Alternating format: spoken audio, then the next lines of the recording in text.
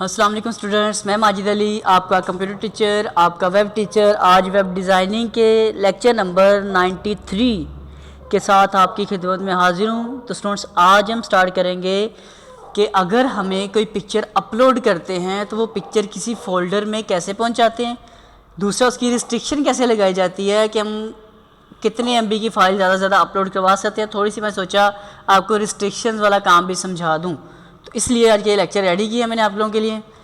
تو لیکچر کی کوڈنگ بنا کے میں نے پہلے رکھی ہوئی ہے تاکہ جسٹ آپ کو سمجھاؤں، ٹائم بچے آپ کا بھی اور میرا بھی۔ زیمپ کے فولڈر میں چلتے ہیں، htdocs میں جا کے سر ماجد کے فولڈر میں انٹری کرواتے ہیں جی، اور فارم اوپن کرتے ہیں، فائل اوپن کرتے ہیں فارم والی جہاں پہ ہمارا فارم تھا۔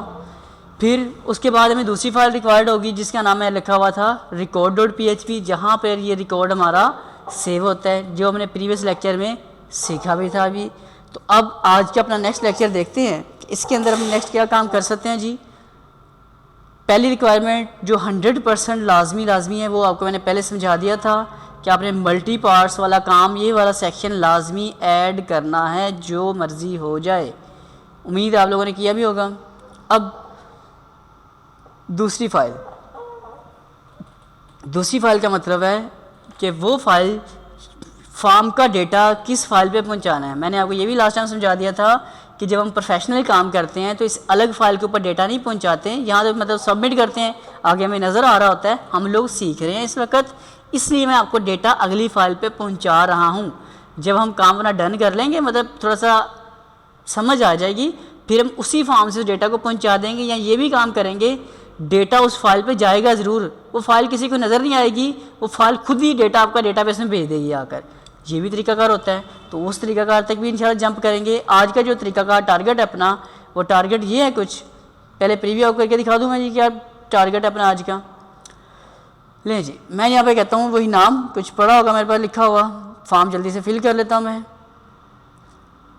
فارم فل کرتے ہیں، پاسورڈ یہاں میں لکھ دیتا ہوں جی 123 اور 321۔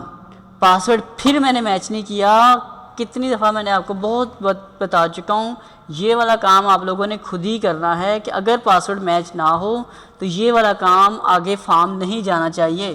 اس کے بارے میں سوچیں، اپنے اندر کا ڈیولپر جگائیں، اس کو ہوش میں لائیں اور اس سے بنوا کے مجھے بتائیں کہ سر ہم نے ڈن کر لیا ہے۔ پکچر اپلوڈ میں کروا رہا ہوں، ٹیولپس کے نام کی پکچر ہے، اوپن کیا میں نے، یہاں میں لکھ دیتا ہوں آگے کمنٹس میں ABC۔ اب میں اسے سینڈ کرتا ہوں جی، پہلے تو سینڈ ہوا، اس نے سارا کچھ ڈن کر دیا۔ یہ دیکھیں 123 اور 321 پاسورڈ میچ نہیں تھا جو میں نے بولا جیسے کہ۔ اب وہاں چلتے ہیں اور جا کے دیکھتے ہیں ذرا کیا فائل جو میں نے بولا وہ کہیں اپلوڈ ہوئی۔ یہ ایک فولڈر ہے میرے پاس، یہ دیکھیں ٹیولپس نام کی پکچر اپلوڈ کی نا میں نے، وہ والی پکچر یہاں میرے پاس دوبارہ اویلیبل ہو گئی، مطلب ایک فولڈر میں ٹرانسفر ہوگی۔ اب آپ کو اگر میں شو کروا دوں، یقین دلا سکوں، تو یقین دلانے میں کچھ یہ ہے جی کام، یقین آپ کو آئی گیا ہوگا کیا یقین دلانا، میں نے آگے کام کرتا ہوں، سمجھ آ جائے گی آپ کو۔ اچھا، اب ہمارے پاس کوڈنگ سمجھتے ہیں، کوڈنگ سمجھ آئے گی تو یقین تو آ ہی جائے گا آپ کو، یقین کون سا نہیں آنا، جب کوڈنگ کام کرے گی تو اس سے بڑی بات کیا ہے۔ اب دیکھیں جی، اصل کام ہمارا، لمبی ساری کہانی جو ہمیں سمجھ نہیں آج میری زبانی۔ Late start. پہلی کوڈنگ اس لائن کا سمجھتے ہیں جی، اس میں کہا جا رہا ہے کہ اگر $_ فائلز کے ذریعے جو اپلوڈ والے فیلڈ ہے اس میں ڈیٹا لاؤ، اور ایک اس کی طریقہ کار ہوتا ہے، جیسے تھا نا ہم نے نیم ٹائپ، ایک ہوتا ہے ایرر۔ اگر جیسے کوئی وائرس والی فائل ہے، کوئی اس پہ ایرر ہے، ہم نے بولا اگر اس سے اپلوڈ میں والی فائل جو اپلوڈ ہو رہی ہے، اگر اس میں کوئی ایرر بڑا یا برابر ہے 0 کے، تب آپ کیا کرو، ایکو ڈسپلے کر دو ہمیں ایرر لکھا ہوا۔ کیا ڈسپلے کرنا ہے جی؟ اس کا اپلوڈ والی فائل کا، کہ اپلوڈ کے اندر اگر کوئی ایرر ہے تو جو بھی ایرر ہے یہاں ہم نے اس کو ڈسپلے کروایا ایرر کو، کیونکہ اس بار ہم ایکو سے کروا رہے ہیں نا، اوپر صرف ایف کے اندر رکھا ہے اس چیز کو، یہاں ہم نے ایکو سے کروایا۔ اگر کوئی ایرر ہوگا تو ایرر ٹیکسٹ خود لکھوا لیا، ڈوٹ۔ اب یہ ڈوٹ نئی چیز آپ لوگوں کے لیے آ گئی جو میں نے نہیں بتائی، اب ڈوٹ نئی چیز پہلے سمجھانی پڑے گی مجھے آپ لوگوں کو۔ اوکے، ڈوٹ سمجھانا تو میرے لیے ضروری ہے۔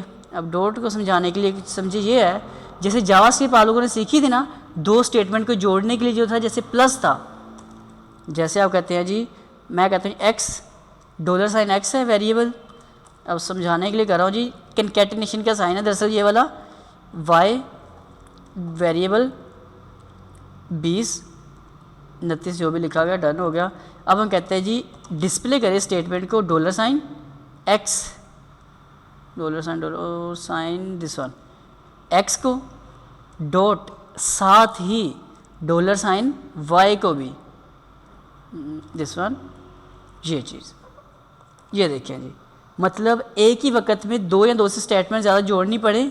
जैसे बीच में ये आ गया, मैं अगर डॉट लगा के बीच में ब्रेक का टैग यूज़ कर लेता हूँ। इस तरह से आपने मतलब जितने भी टैग यूज़ करना चाहते हैं एक ही स्टेटमेंट के अंदर, तो आपने क्या करना है, आपको ज़रूरत किसकी पड़ेगी, इस डॉट की। इसका नाम है कंकैटिनेशन साइन, जो आपको प्रीवियस जावास्क्रिप्ट के अंदर मैंने समझाया था, वहाँ प्लस का साइन था कंकैटिनेट का, और यहाँ ये डॉट का साइन होता है कंकैटिनेशन का। तो इसमें से इतना सा कॉन्सेप्ट था, आपको बताना था कंकैटिनेशन क्या है। अब वापस अपने काम की तरफ आ रहा हूँ जी मैं। इसके अंदर क्या कोडिंग है जी, ये आपको समझ आ गई कि अगर कोई एरर है तो हमें वो एरर डिस्प्ले कर दो और बताओ क्या एरर, एंड पे कंकैटिनेट ब्रेक का टैग। अगर एरर नहीं है, इफ़ एल्स भी आपको सिखा चुका हूँ ना मैं जावास्क्रिप्ट में। मैंने कहा था कि प्रोग्रामिंग आपको अगर जावास्क्रिप्ट आपको आती है तो पीएचपी में बड़ा फ़ायदा होगा, तो वो टाइम हमारे पास आ चुका हुआ है। इफ़ के अंदर हमने रखा ये वाला, अगर कोई एरर होगा तो उसका एरर लिखा टेक्स्ट, और जो भी एरर वो इसके सामने आ जाए। अगर एरर नहीं है एल्स, अगर एरर नहीं है तो प्रीवियस लेक्चर मैंने आपको समझाया था कि नेम, टाइप, साइज़ चारों चीज़ें हमने कॉल कर ली। अब एक और कंडीशन लगाने लगे हैं इसी के अंदर ही, एल्स के इनर साइड पे जाके एक और इफ़ के ज़रिए चेकिंग हो रही है। इफ़ के अंदर इफ़ आ रहे हैं, परेशान नहीं होना, दोबारा समझा देता हूँ। देखें पहला इफ़ ये था, इस इफ़ के ज़रिए वेरीफाई होगा कोई एरर तो नहीं है। एरर है तो एरर डिस्प्ले करो, एल्स अगर एरर नहीं है तो उसके चारों वेरिएबल्स में चीज़ें मंगवाओ, इसका नेम, उसकी टाइप, उसका साइज़, उसका पाथ मंगवाएं। मंगवाने के बाद अब चेक करना है उसका साइज़ आखिर है कितना। तो फिर हमने उसी के अंदर एक और नया इफ़ शुरू किया कि अगर जो साइज़ का वेरिएबल में वैल्यू आई है वो अगर छोटी है 1050 से, मतलब 10 GB से अगर वो फाइल छोटी है तो उसे अपलोड कर दिया जाए। जैसे मैं इतना कर देता हूँ आकर, तो ये डन हो जाएगा। मतलब 100 KB ये वाला ना आकर हमने किया जी 10500 से KB से अगर फाइल छोटी है तब आप क्या करें, फिर इफ़ आ गया। आप लोग भी आज काफ़ी ज़्यादा इफ़ आपके लिए आ गया, लेकिन हर इफ़ का एक मकसद है, तो प्लीज़ इसको समझना है। इसलिए इन इफ़ से परेशान नहीं होना, क्योंकि वैलिडेशन बनानी पड़ती है, मेहनत तो करनी पड़ेगी आप लोगों को। तो इस इफ़ की भी समझ आ गई। अगर फाइल का साइज़ इतने MB KB से कम है, आप यहाँ पे अपनी मर्ज़ी की वैल्यू लिख सकते हैं चेक करने के लिए। कोई बड़ी वैल्यू अपलोड करके देखिएगा, वो खुद ही आपको बता देगा क्या मसला आता है। उसके बाद हमने बोला एक और इफ़, इस इफ़ के अंदर एक और इफ़ आ गया। उस इफ़ में हमने बोला अगर फाइल एग्जिस्ट, ये अंडरस्कोर का साइन यहाँ लगा हुआ, फिर से फाइल एग्जिस्ट के नाम से है, यहाँ अंडरस्कोर का साइन है जी, फाइल अंडरस्कोर एग्जिस्ट। मतलब हम ये भी चेक करना चाह रहे हैं आज कि क्या फ़ाइल पहले अपलोड तो नहीं हो चुकी हुई। एक तो उसका साइज़ चेक करो कि उसका साइज़ छोटा होना चाहिए इतने से, फिर ये भी चेक करो क्या ये वाली फ़ाइल, मतलब मैं कोई फ़ाइल अपलोड करता हूँ, हम कहते हैं इस नाम की फ़ाइल तो पहले ही पड़ी हुई है हमारे पास, तो प्लीज़ जैसे ईमेल में हम जाते हैं उसमें जीमेल अकाउंट क्रिएट कर रहे होते हैं, तो वो क्या कहते हैं, ये चेक करते हैं भाई ये वाला नाम तो पहले से अवेलेबल है, आप मतलब पहले से यूज़ हो चुका, कोई नया नाम सोचें। इसी तरह इसके अंदर काम क्या है, हमने बोला कि अगर फ़ाइल एग्जिस्ट, जो फ़ाइल अपलोड होके आ रही है कहाँ पर एग्जिस्ट है फ़ाइल, ये क्या लिखा रही है, फ़ाइल है फोल्डर। ये फाइल्स वो वाला फाइल्स नहीं जो पहले हमने ऊपर लिखवाया था, ये जैसे नीचे आ रहा है ये वाला फाइल्स नहीं है, इसका मतलब है फ़ोल्डर। जैसे कि आपका जो भी फ़ोल्डर नाम होगा, मेरे पास यहाँ फ़ोल्डर नेम क्या लिखा आ रहा है, फ़ाइल। ये जो फ़ोल्डर नाम आ रहा है ये वाला फ़ोल्डर नेम मैंने लिखा है इस जगह पर। अगर इस फोल्डर में एक फ़ाइल एग्जिस्ट हो, कौन सी, इस नेम की, डॉट कंकैटिनेट करके बोला फाइल्स के ज़रिए, अपलोड के ज़रिए इस नाम की अगर फ़ाइल मौजूद है, तो आप क्या करें, एको करें, डिस्प्ले करें क्या, ये वाला नाम जो भी अभी अपलोड होगा वो उसके आगे लिखा है ऑलरेडी एग्जिस्ट, इस नाम की फ़ाइल पहले इस जगह पर मौजूद है। एल्स अगर नहीं होता तब आप क्या करें, ब्रैकेट जहाँ जहाँ लग रही बड़े हिसाब से, बड़े तरीके से लगाइएगा प्लीज़, ये बड़ी इंटरेस्टेड कोडिंग है, جو ڈیولپر بننا چاہتے ہیں ان لوگوں کے لیے اسپیشل بنائے گی یہ والی کوڈنگ. ایلس اگر کوئی ایرر پہلے سے موجود نہیں ہے, کچھ بھی مسئلے مسائل نہیں ہے, تب آپ نے آخری کام یہ کروا دینا ہے موو اپلوڈڈ. موو کے بعد ہے انڈرسکور کا سائن, موو انڈرسکور اپلوڈڈ, پھر انڈرسکور. اپلوڈ کی جگہ پہ کیا لکھا آ رہا ہے اپلوڈڈ. یہ جو بلو کلر میں سارا کچھ لکھا آتا ہے یہ اس کے بلٹن ٹیکسٹ ہے, یہ ہم نے کوئی نام نہیں رکھا ہوا, یہ اس کا بلٹن آ رہا ہے. مطلب ایک اسٹیٹمنٹ ہے move underscore uploaded underscore file. اب کون سی فائل اپلوڈ کروانی ہے آپ نے کیا بولنا ہے, اس کا ٹیمپریری نیم, جو ہم نے ٹیمپریری نیم اوپر کال کیا تھا نا, ابھی میں دکھا دیتا ہوں آپ کو. یہ جو آپ کو پریویس لیکچر میں سمجھایا تھا میں نے کہ پاتھ ہوگا, تو یہ ٹیمپریری اس کا نیم لے کے آئے. ٹیمپریری نیم لانے کے بعد کہاں گیا جی, کہاں گیا, یہ ٹیمپریری نیم لا کر آگے لگانا ہے یہاں پہ کوما. اس کو آپ نے پہنچانا ہے, اس کا پاتھ آپ نے کر دینا ہے فائلز والا فولڈر سلیش اس کے اندر, اور اس کے اندر کون سی چیز پہنچانی ہے آپ نے, اس نام کی فائل. ساتھ آپ نے اس کا نیم بھی کال کر دینا ہے, اس نام سے فائل اس کے اندر آ جائے گی. اور جو آپ نے بریکٹ شروع کی ہوئی تھی, ایلس کی بریکٹ یہاں کلوز ہو گئی, ایف کی بریکٹ یہاں ہو گئی, اور فنکشن کی بریکٹ ہمارے پاس یہاں کلوز ہو گئی. اب پہلے میں آپ کو رن کر کے یہ پروگرام چیک کروا دوں کہ یہ کام کر رہا ہے کہ نہیں کر رہا, پھر اس کو تھوڑا سا اور آسان کر دیتا ہوں میں آپ لوگوں کے لیے نا, تاکہ کوڈنگ مجھے لگتا ہے آپ لوگوں کو زیادہ مشکل لمبی سی لگنی شروع ہو رہی ہوگی. پاسورڈ اے لکھا, ایس لکھا, کچھ بھی پاسورڈ لکھا, ایک پکچر اپلوڈ کر دی میں نے جیلی فش والی, کمنٹس کیا, یہاں دیکھتے ہیں جی ہو گیا. اب جیلی فش والی پکچر پہلے تو ویریفائی کرتے ہیں ہمارے اپلوڈ اس فائل میں آ چکی ہے. یہ دیکھیں جی, کیونکہ اس کے اندر ایرر بھی کوئی نہیں تھا, اس کی میموری ہم نے کہا تھا 1000 سے کم ہونی چاہیے KBs میں, تو کیا لکھی آ رہی ہے 757 KB ہے, اس لیے اس نے اپلوڈنگ کے اندر کوئی ایرر نہیں دیا. پھر ہم نے ایگزسٹ والا لگایا تھا, یہاں دیکھیں کوئی ایگزسٹ تو نہیں لکھا آ رہا. میں اسی کو دوبارہ ریفریش کرتا ہوں کہ یہی والا ڈیٹا دوبارہ ڈسپلے کریں. جو دوبارہ ڈسپلے کریں گے تو ہم نے یہ بھی کہا تھا کہ اگر یہ دیکھیں اس نام کی فائل پہلے اویلیبل ہے تو لکھا آ جائے آلریڈی ایگزسٹ, تو اس نے کیا کیا, یہ بھی لکھا ہوا آپ کو ڈسپلے کر دیا. اب اس کوڈنگ کو ہلکا سا میں آپ کے لیے آسانی پیدا کرنا چاہتا ہوں. جو لمبی لمبی کوڈنگ ہے نا میں اس کو شارٹ کر دیتا ہوں. دونوں طریقے اس لیے بتا رہا ہوں تاکہ آپ کو دونوں طریقوں کا پتہ ہونا چاہیے. اب کیا جی میں آسانی پیدا کر سکتا ہوں آپ کے لیے, زیادہ سے زیادہ میں یہ آسانی پیدا کر سکتا ہوں آپ لوگوں کے لیے. ہم نے یہاں پہ کیا کرنا ہے جی, فائل انڈرسکور اپلوڈڈ, اس کا ایرر یہ تو ایسے ہی آئے گا, یہ بھی ایسے ہی آئے گا. ایرر ہے تو ایرر ڈسپلے کر دو, ٹھیک ہے جی. نیچے تھوڑا سا میں آ جاتا ہوں کیونکہ نیچے والا کام نے سارا یہ ویریبل کے تھرو کیا ہے, تو میں دوبارہ لمبی اسٹیٹمنٹ کی جگہ ویریبل یوز کر لیتا ہوں. جیسے یہاں کیا ہو رہا ہے جی, سائز ہے فائل ایگزسٹ کے اندر, یہاں جیسے ہو سکتا ہے کیا کہتا ہے جی $_ فائل اپلوڈڈ نیم. تو یہ جو ساری اسٹیٹمنٹ ہے یہ ہم نے کہاں اسٹور کی ہوئی ہے اپنے پاس, اس نیم کے ویریبل میں کی ہوئی ہے نا.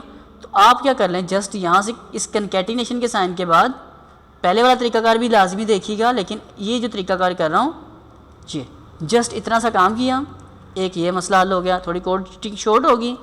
نیچے آ جاتے ہیں, یہاں بھی کیا کہا جا رہا ہے جی, فائل اپلوڈڈ اس کا نیم لے کے آئیں. تو ہم کیا کر لیتے ہیں, ہمیں لمبی لمبی کوڈنگ کرنے کی ضرورت ہی نہیں, ہم یہاں سے آتے ہیں ڈسپلے کریں, ہم کہتے ہیں جی یہ اس کا جو بھی نیم ہے, کیونکہ نیم ہمارا ویریبل میں جو آ چکا ہے, اور ایگزسٹ کر دیں. یہ بھی مسئلہ تھوڑا کم ہو گیا. ادھر آتے ہیں موو اپلوڈڈ فائل کے اندر, یہاں آ رہا ہے ٹیمپ پاتھ. اتنی لمبی کوڈنگ کرنے کی بجائے اوپر ہم نے پاتھ کہاں کال کیا جی, اس ویریبل میں کال کیا ہوا ہے نا, تو بس یہاں سے اسے کاپی کرتے ہیں. پریویس والا اس لیے بتایا آپ کو کیونکہ کچھ لوگ اس طرح ڈائریکٹ کوڈنگ کر دیتے ہیں, تو بعد میں آپ کسی کی ویب کو ایڈٹ کرنا پڑے تو آپ بعد میں سوچیں کہ یہ تو سر نے بتایا ہی نہیں. تو سر اس سے پہلے کہ آپ سے باتیں سنیں, سر نے سوچا خود ہی بتا دوں. پاتھ ادھر آ گیا, فولڈر ایسے ہی رہے گا. یہاں کیا لکھا آ رہا ہے نیم, تو میرے پاس اس کو مٹا کر, کیونکہ ہم نے اسے نیم والا رکھا ہوا ہے نا, ادھر آ کے $نیم. لو جی, تو ساری کوڈنگ جو اتنی لمبی بنی ہوئی تھی ایک لائن میں کر دیتا ہوں اس کو میں. تو لیں جناب علی, اب امید کرتا ہوں کہ کوڈنگ آپ کو شارٹ بھی لگ رہی ہوگی اور کام بھی کرنی ہونی چاہیے. آ کر کام نہیں کرے گے تو فائدہ نہیں نہ ہوگا کچھ. پہلے کام ہے دیکھتا ہوں کرتی ہے, پھر آپ کو میں دیکھتا ہوں جی یوز کروا کے. بیک کرتے ہیں, کلک کیا, ماجد ہو گیا, علی ہو گیا, ای میل ہو گیا. یہ والا پاسورڈ والی کہانی ہے آپ کو یاد ہے جو ہر دفعہ کہہ رہا ہوں کہ سیم آپ نے کرنا ہے. کچھ بھی لکھ رہا ہوں, مجھے ایرر نہیں دے رہا, ایرر آپ نے مجھے دلوا کے چھوڑنا ہے.